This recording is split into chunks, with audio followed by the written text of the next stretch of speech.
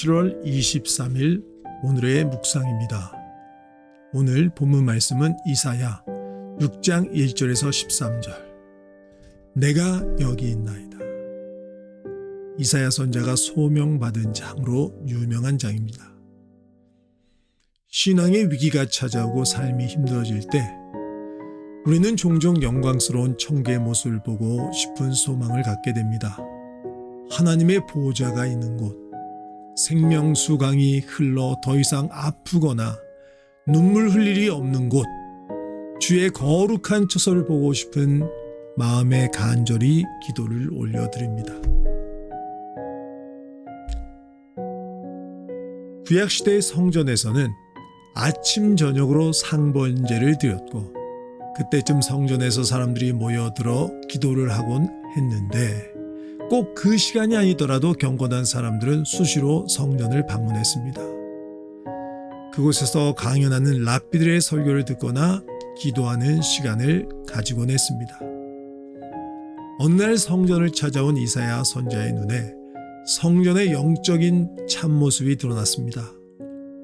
하나님의 보호자가 보이고 그 옷자락이 성전에 가득한 가운데 이를 보호자는 날개 달린 스랍들이 나타났습니다.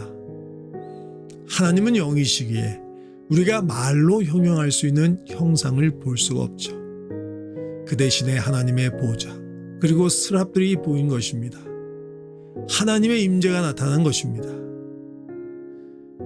하나님의 보호자는 5절에서 이사야 선지자가 고백하듯이 여호와 하나님이 온 세상의 주권을 가진 왕이심을 드러냅니다.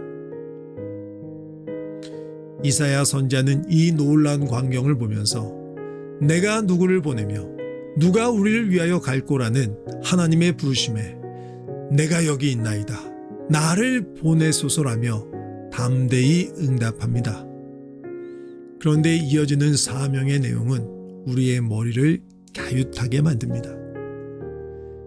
이 백성이 들어도 깨닫지 못하고 보기는 보아도 알지 못하게 하라. 참으로 이상한 명령이 아닐 수가 없습니다. 보통 선지자들은 하나님의 말씀을 대언해서 백성들로 하여금 듣고 깨닫고 회개하고 하나님께 돌이키도록 만드는 게 사명인데 도리어 마음으로 깨닫고 다시 돌아와 고침을 받지 못하게 하라고 하십니다. 왜 이렇게 말씀하셨을까요? 일단 하나님이 이사야 선지자에게 주신 사명은 여느 다른 선지자와 다르지 않습니다. 곧 하나님의 말씀을 대언하라는 것이죠. 하나님이 주신 말씀을 좌고우면하지 말고 고지곧대로 전하라는 말씀입니다. 그러다 보면 5장까지의 말씀에 나오는 것처럼 타락한 유다 백성들 대다수는 이를 거부할 겁니다. 그런다고 겁먹거나 좌절하지 말고 계속해서 타협하지 말고 주신 말씀 그대로 전하는 일을 멈추지 말라는 겁니다. 결국 경고의 말씀처럼 말씀을 듣지 않는 자들에게는 심판이 말 것이고 그러나 그 가운데에서도 하나님이 예배해 놓으신 거룩한 씨에 의해 그 토기와 같은 남은 자들이 있을 겁니다.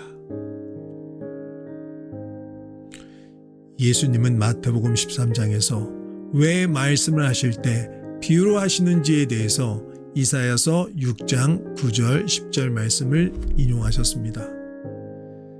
그러면서 주신 비유의 말씀이 그 유명한 씨 뿌리는 자의 비유입니다. 밭에 뿌려지는 씨, 말씀입니다. 복음이라고 할 수도 있습니다. 말씀은 좋은 것이죠. 진리를 담고 있습니다.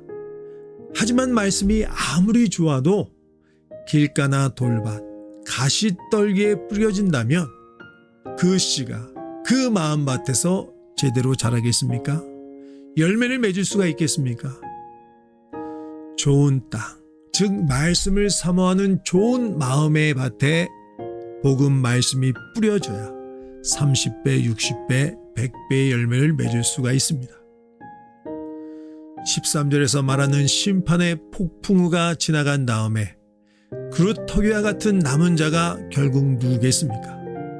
바로 주님의 말씀을 사모하여 기쁨으로 받아들이는 자, 그래서 열매를 풍성히 맺는 자가 이 땅에 남은 자입니다.